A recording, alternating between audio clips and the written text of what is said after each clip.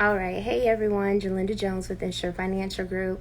Excuse the technical difficulties today. It's just a Wi Fi. But again, we're here to talk about the Wealth Shield Power Edition. So, we talk about generational wealth and building wealth for our family through passive income and business ownership. But a major key is knowing how to protect the income that you do create through your businesses. Hey! Through the businesses, just being self employed, entrepreneurship, you have to build this journey early of creating that generational wealth for yourself. Thank you so much. So, what we're going to do is get started here with the phone. It's going to work this time. Okay, there we go. So, yeah. Oh, there we go. All righty. So, will you introduce yourself to my followers and then I'll introduce myself to yours? Absolutely. So, everybody, good afternoon. I hope you all are having a great start to your Monday. Happy Juneteenth for those who, were able to celebrate it. My name is Stevan J. Bush, Esquire. I am the managing partner of the law office of Stevan J. Bush, Esquire, located in Washington, D.C. I am a legacy planner. I'm a litigator. But most of all, I pride myself in being a servant to the Black community. I went to Howard Law, graduated from there, and man, it's been a great ride, and I absolutely enjoy what I do. Thank you so much for having me, Jalinda. Thank you. Thank you for the introduction. And yes, we are both two HBCU alum. Just here to provide information to our community about financial literacy. And we call it planning in advance necessary conversations because what happens is if we wait until the last minute, a conversation that was necessary takes place where you're under stress and you don't have all the answers or the tools. And then what happens in both of our industries is if you wait until the last minute, sometimes you can't qualify and things cannot be put in place like you would have wanted them to. So when we talk about the generational wealth transfer, it's definitely about having your house in order early. So when you go to play football, you have a game plan. You've been practicing for it and planning for that to go right and win. And I think that's where my passion comes from. And getting on here and having these conversations is we are a race, we're a community that loves to win and we excel in many things. But it always comes from a strategy and a plan and us knowing how to build that strength. And so this is like a mental strength in my opinion and education of, okay, how can I get my house in order early?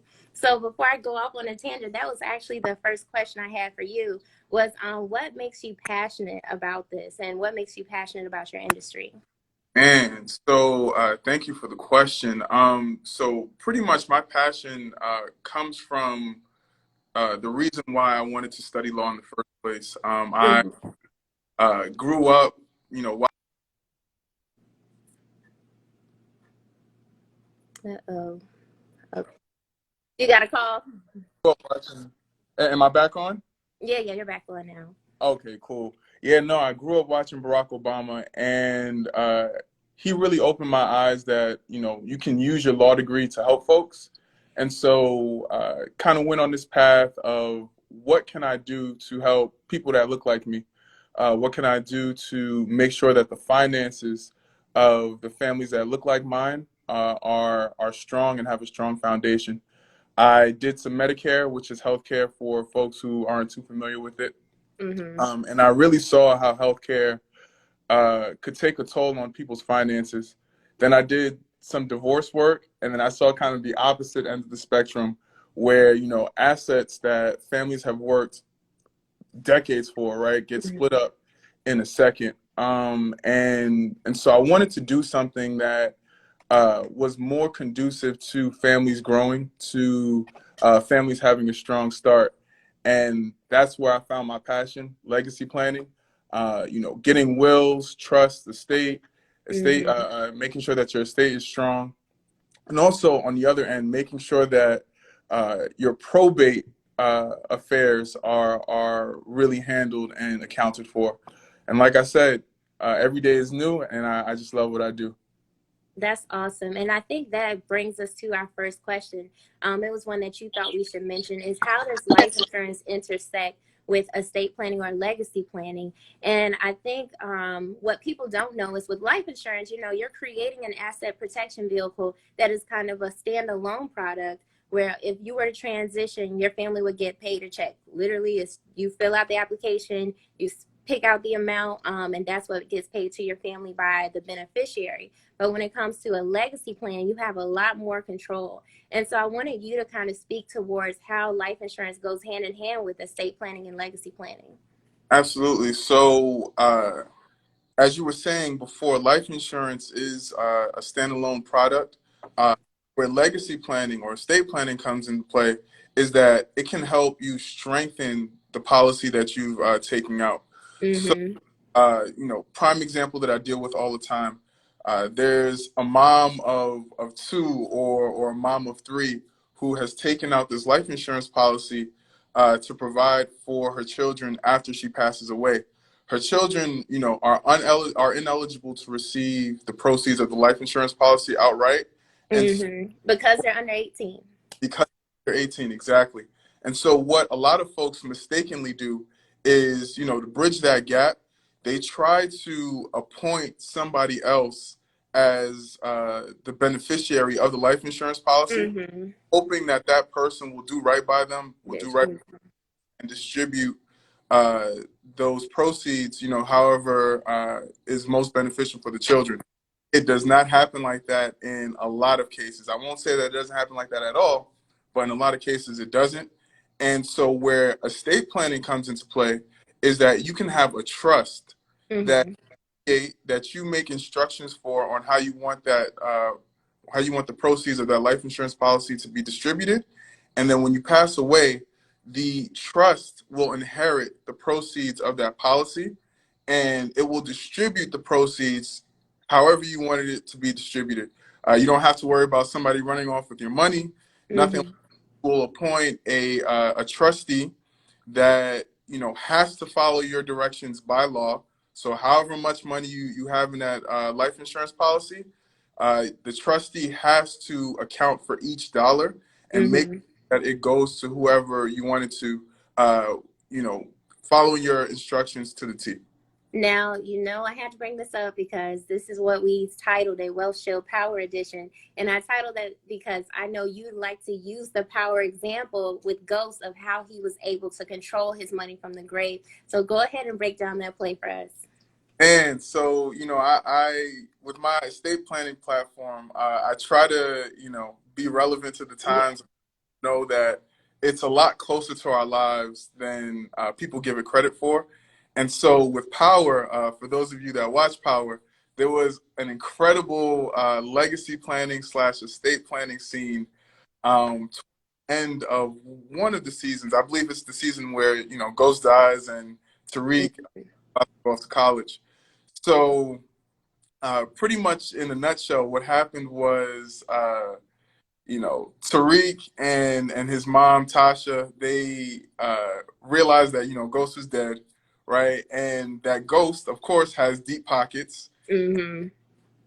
As both the son and the wife of Ghost, that they should be next in line to inherit whatever Ghost had left behind. So Mm-hmm. the smart man that he was, he had an estate plan, a legacy plan in place. And one of the great things about having a legacy plan is that you actually get to construct what kind of future you want to have for your family, for your children, for your grandchildren, however far down the line you want to envision it. And you can put those mechanisms in place to protect your idea of what, kind of responsibilities you want the people around you to have when it comes to your money. So that's exactly what goes. Tasha and Tariq were doing the happy dance because, they thought they had all of this, free money. And Mm-hmm. boom, comes an estate planner, a legacy planner, guy like me. Probably he had a lot more years in the game than I do. But Uh-huh. plus, he came and he sat them down at a conference table and he said, some words that really put a stake in their heart, which was, this is what Ghost wants to happen to his estate. Mm-hmm. So with those words, we got a whole bunch of estate planning restraints that go Mm-hmm. to money. So Tariq had to go to college. He was not planning to go to college before. So in order to get that money, he had to go to college. he had to maintain, I think it was a 3.5, which, you know, if you want that money, you got to do it.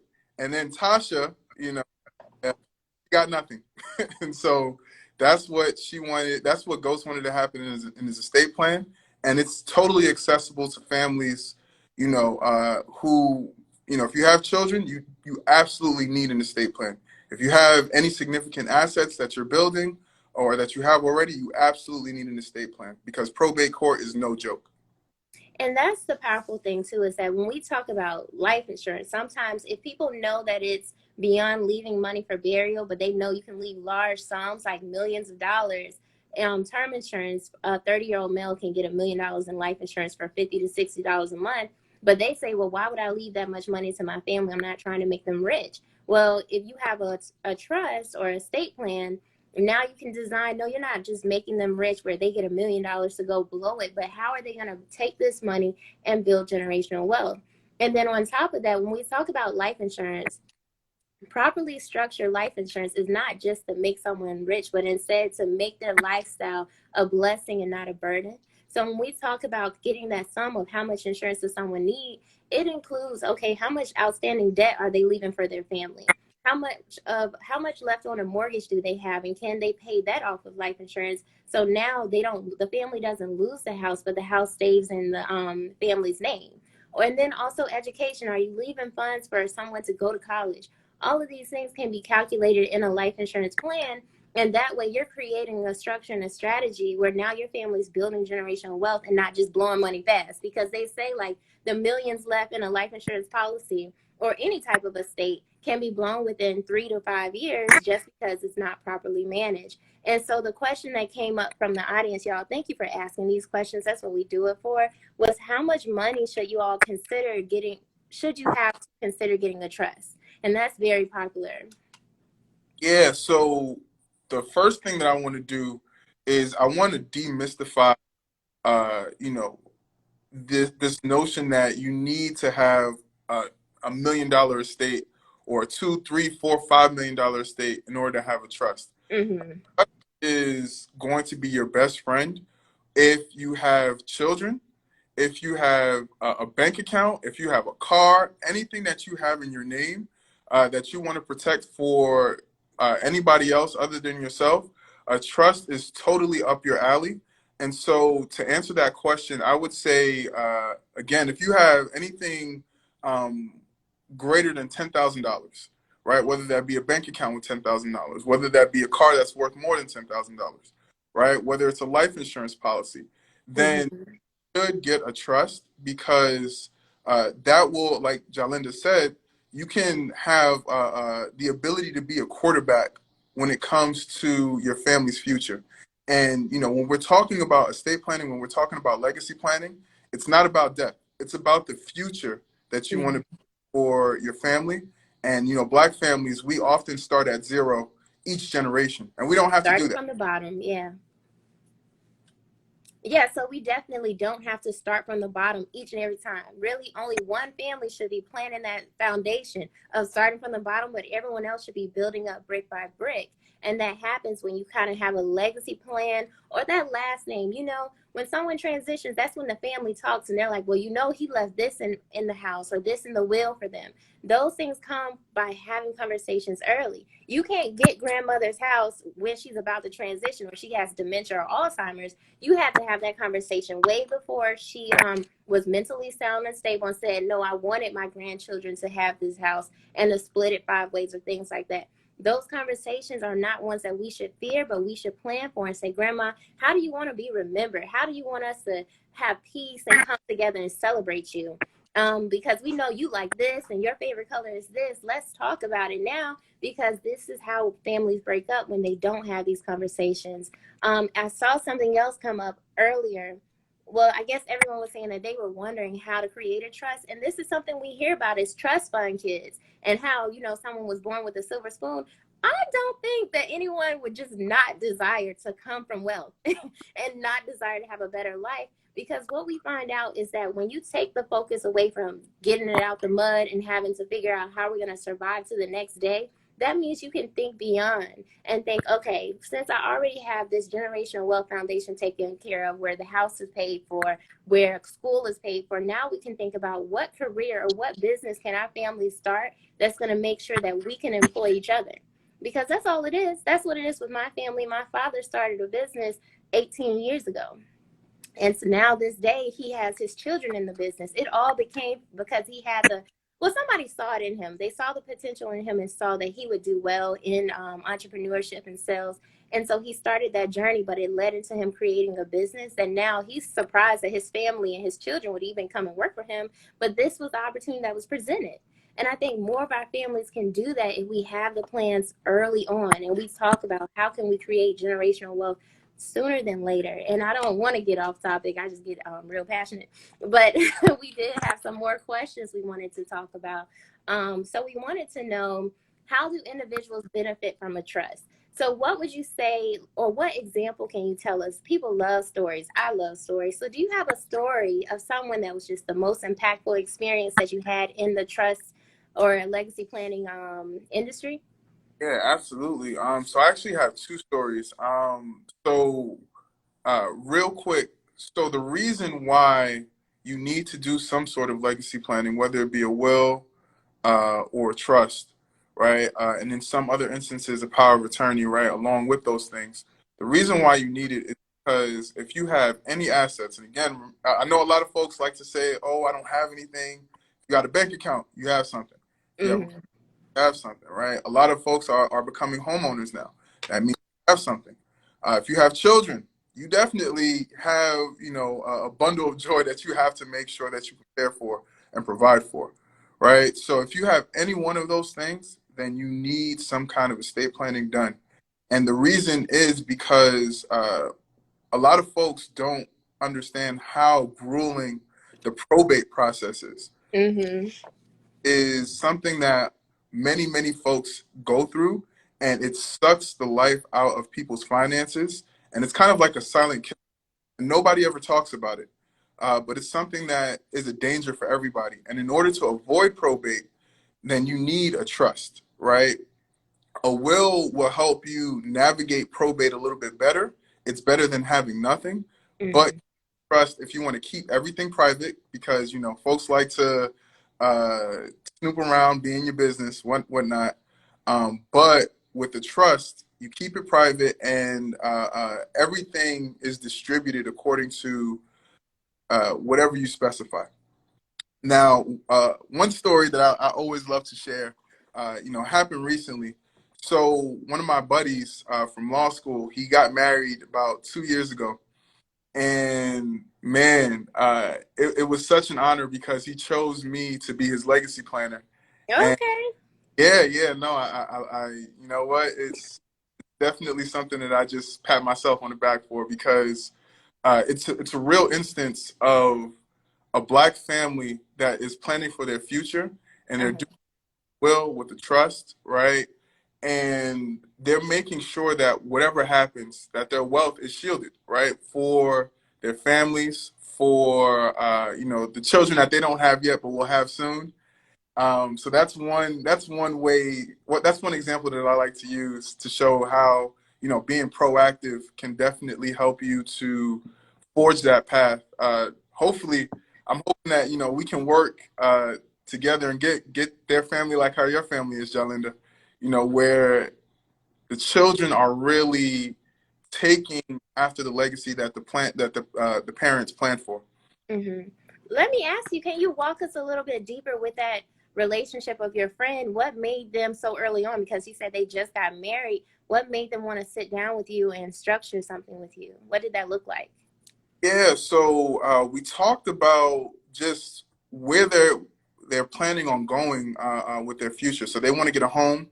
They want to eventually have children, and there's an old Chinese saying that I live by, especially now that I'm a legacy planner, which is the best time to plant a tree was 20 years ago, right? The second Mm-hmm. time is right now, and so Mm-hmm. really being proactive about that proverb.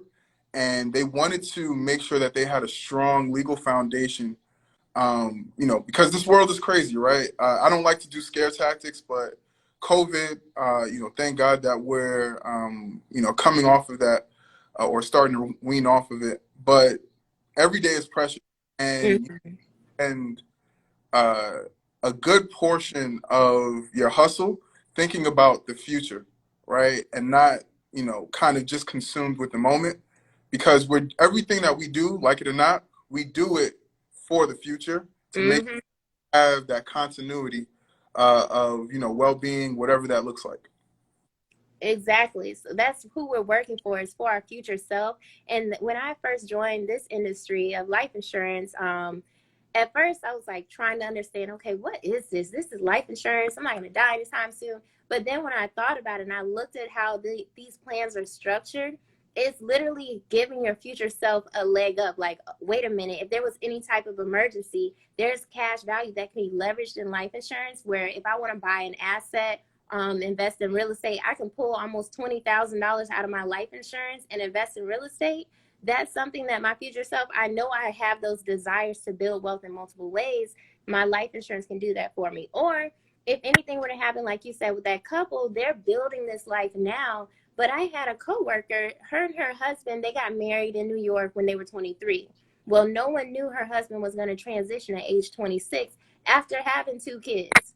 And so now what happens is, she's left to raise her two kids by herself with the lifestyle that she thought that her and her husband would provide. Well, in New York, we all know that the cost of living is high. What life insurance would have done is fully fund her lifestyle for the next 18 years to make sure she had the funds that her husband was allowing her to have while he was living.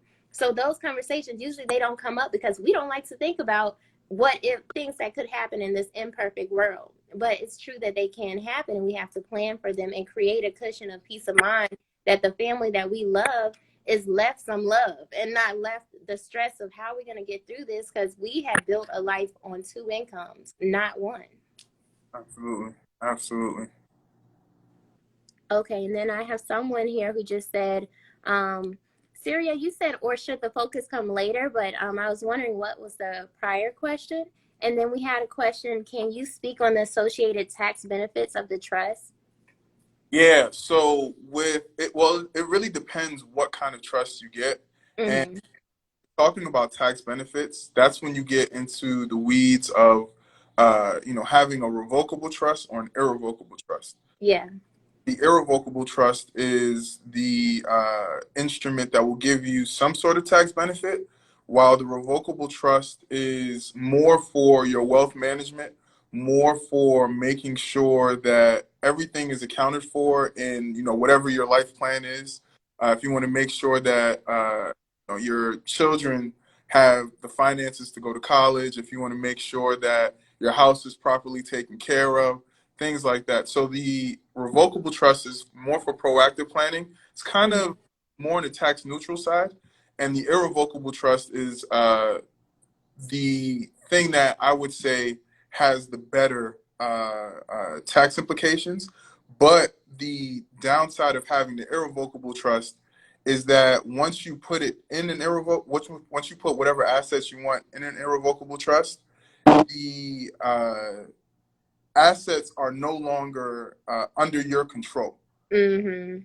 It's kind of like, a set in stone kind of thing. You put them away and you really have no access to the assets. And so you really have to get to the specifics of what you want to accomplish with whatever plan that you have. Exactly. And that transfers over to the life insurance side as well. When we talk about the tax implications, we all should know that life insurance, the death benefit is 100% tax free. So whoever you leave that money to is tax free.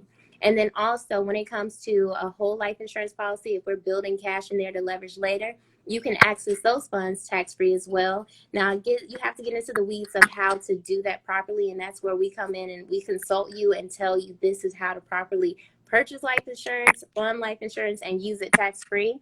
So definitely always feel free to reach out to us to get those questions answered about that. But then also, you mentioned irrevocable trust. We have something similar with life insurance when we talk about Medicaid spend down.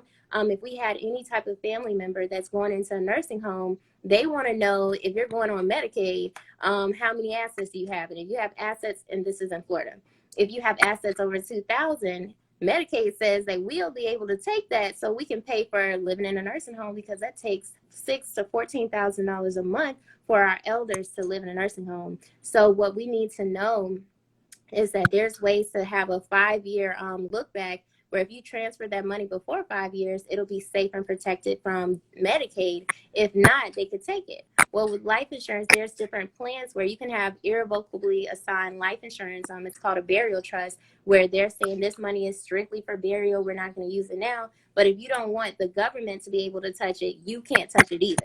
So either way, when you're making that decision to make something irrevocable, and meaning that you can't touch those funds, you want to make sure you have the right game plan and strategy to do that. Because if not, you're in a situation where you go to touch that money and you can't touch it because you assigned it irrevocably to not be able to touch it again. So that's important to know. That's why it's very important to work with experts, or someone who's a subject matter expert in the estate planning, legacy planning industry, and also in the insurance industry as well. There was something, I think somebody had a question or something. Let me check real quick.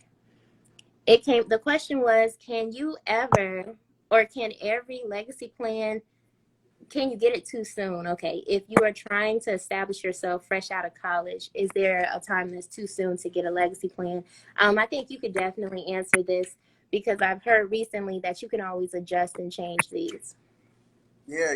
So it's never too soon. The only time it's too soon is, if you're a minor or something like that. But if you're of age and you have the vision for what you want your future self to look like, Mm-hmm. financially stable, you want your future self to be, as Jalinda was saying, then there was absolutely nothing wrong with getting a will. Maybe looking into getting a trust, but definitely looking to getting a power of attorney. It's never too soon. Yeah, I'm glad you said that, because the same with life insurance. It's never too soon to get life insurance, because no one knows the day, the time, or the hour. But also, the younger you are, the healthier you are, the easier it is to qualify. So I had someone just say, buy life insurance when you're young. That's so critical, because this is how they kind of weed us out of generational wealth, is us waiting until the house is, you can almost tell the house is on fire. So now you want to get fire insurance. No, that's not how it works. You won't qualify. You have to think about, man, there is a chance. I live in a place where people have fires. Let me go ahead and get this insurance and protect in advance. Well, with life insurance, we all got to get out of here someday. So instead of having that fear of, oh, I don't want to talk about this, no, it's coming. But when it comes, I want it to be something I'm proud of. I created a legacy for, and I'm not showing up on someone's GoFundMe when, you saw me living this lovely lifestyle while I was here. But as soon as it's time for it to bury me, we got to borrow and fund it in some type of way. And so somebody said, y'all are dropping gems. Thank you guys for listening to our live. Definitely share this live, save this live, and then ask us questions. We love and appreciate the questions. And then so Speedway Dave said, in Ohio, Medicaid and hospice can take your home in exchange for care. In Florida, it's not your first home, it's your second home, but that is very possible. So it's critical to know, if you're transferring ownership, it has to be within 5 years. They have a 5-year look back here, but it can vary by state. And then there was one other question. Wow, didn't know that about life insurance. Does life insurance companies cover COVID-related deaths or related to medical issues that may arise? I'm glad y'all are asking these questions, because there are multiple types of life insurance. And so when we talk about, oh, what does it cover? You have to get into the weeds of knowing, well, what type of life insurance do you have? I just had someone who came to me saying that my husband passed away last year, and I thought I had life insurance on him, but I only had accidental.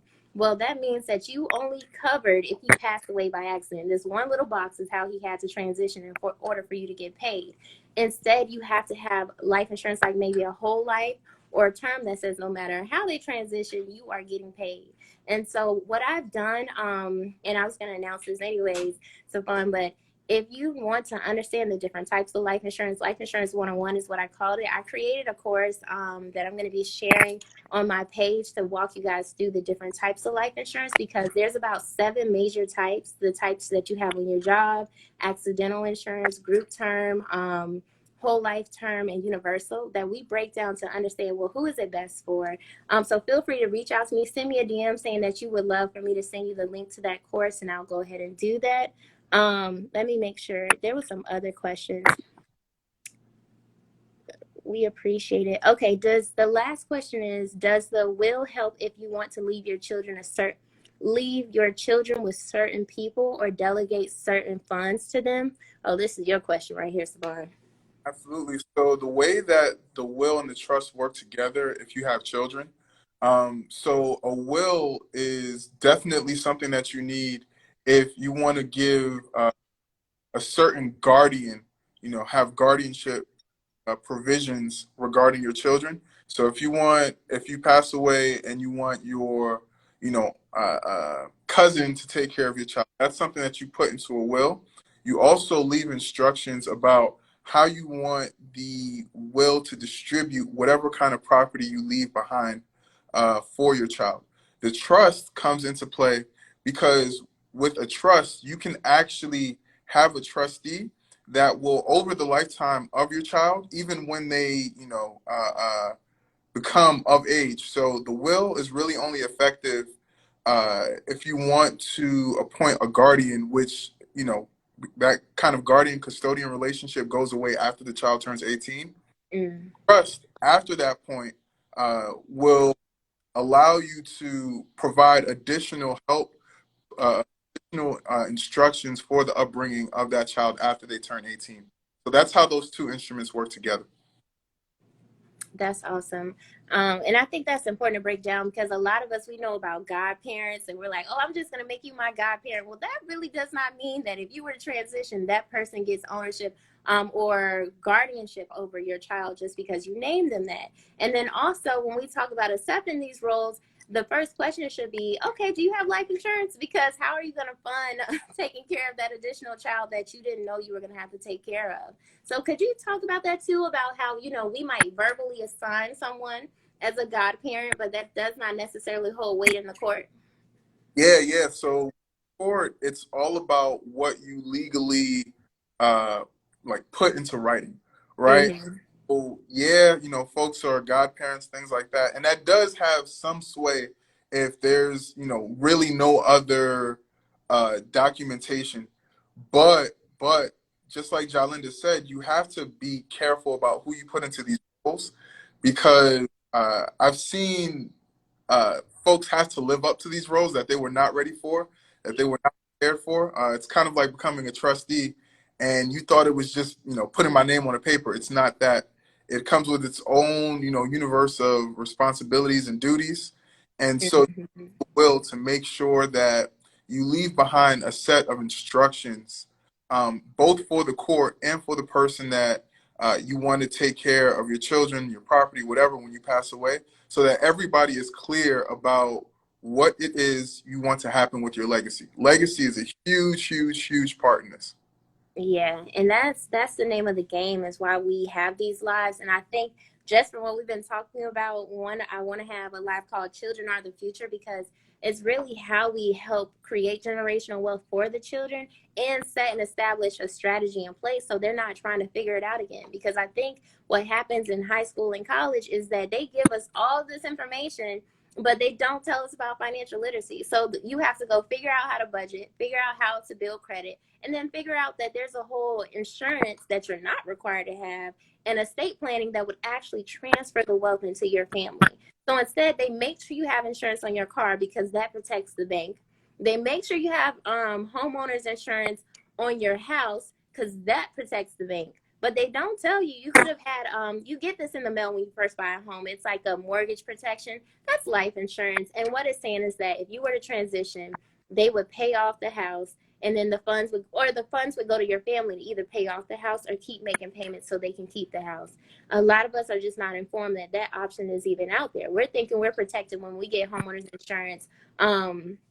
Homeowners insurance, but that's not what that's for. Homeowners insurance is saying that, hey, if anything were to happen, someone steals something out of your house, something happens to someone while they're at your house, they're protected. But life insurance says that, hey, how much money would your family need to take care of any type of debt that you leave on them? And so that's how we create peace of mind, and generational wealth is not passing on debt, but passing on wealth. And so that's why I'm just so thankful that you had this conversation with me today. I hope we answered a lot of your questions. Everyone that's stuck in, has been a great live. I'm getting these notifications. But yeah, did you have anything else that you wanted to share with them about anything you have coming up? You share on your page. I want to make sure I give you that.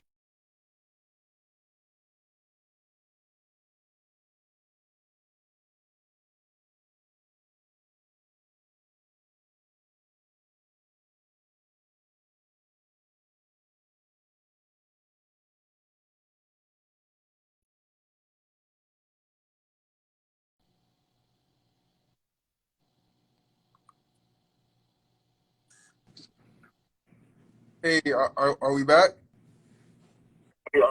Yeah, we're back. I had a notification and it took me out of the app. Oh, no, no problem. I think you were asking about like any parting words. Oh, absolutely. So, thank you so much, Jalinda, for the platform. Folks, if you want to, check out uh, my legacy planning platform, I try to make sure that it's accessible, that you can exactly what kind of benefits, what kind of potential, things like having wills, trusts, whatever can give you. And so if you just check out my page, Stevan underscore ESQ, you'll see everything that I talk about. I will be doing webinars in the future, hopefully live sessions like this to answer specific questions. If you have any other questions, shout out me in the DMs, whatever. And I'm very approachable. I love talking about legacy planning, and I love talking about how Black people, again, we just celebrated Juneteenth. How do we get to our financial freedom, and how do we end this vicious cycle that these white folks have us in, where every generation is starting at zero and having to prove themselves in a system that is really victimizing us financially. So, Yeah. the, That's true. It's about having strategic plans. And something I've seen on social media is like sometimes it's investing in the market versus rental income, investing in the market versus life insurance. No, these are actually tons of different financial vehicles that all can help your families build wealth. And so it's not this or that, it's actually this and that and that. And they actually can all work in tandem. And I think that's something that our community can benefit from. I actually just updated my link in my bio so you guys can see that I have created a course called Life Insurance 101 on Gumroad. If you want to get that course, I have it on there. And then if you use the discount POWER, you'll get 50% off of it. So the discount code POWER. But yes, I hope you guys appreciate this information. This is stuff that in our industry, we talk about it. We feel like, man, it should be known by everyone, but that's just not the case. They're not telling us this in high school. Even in college, I was teaching financial literacy, but that was the basics of what is a budget? How do you use a credit card? How do you save? The next step is to know, okay, how do you actually protect your assets and protect your family? And how do you get the wealth that you leave in a bank account, you leave in the house, the equity, how do you transfer that to your family? And so that's how life insurance, legacy planning, estate planning come into play, because wills, okay, you write a will, you're telling them, okay, I want my property to go to this, that, and the third. But a trust says, no, I want them to do this with the property. I want you to build wealth, and kind of controls what they do with your money. I hope you guys appreciated this. I get excited. I really think we should have a part 2 if you're open to it. I would love to do that. Thanks everybody for tuning in. Feel free to follow us, message us in our DMs with any additional questions. Y'all have a great, blessed rest of your day. all right. See you later. Okay, bye.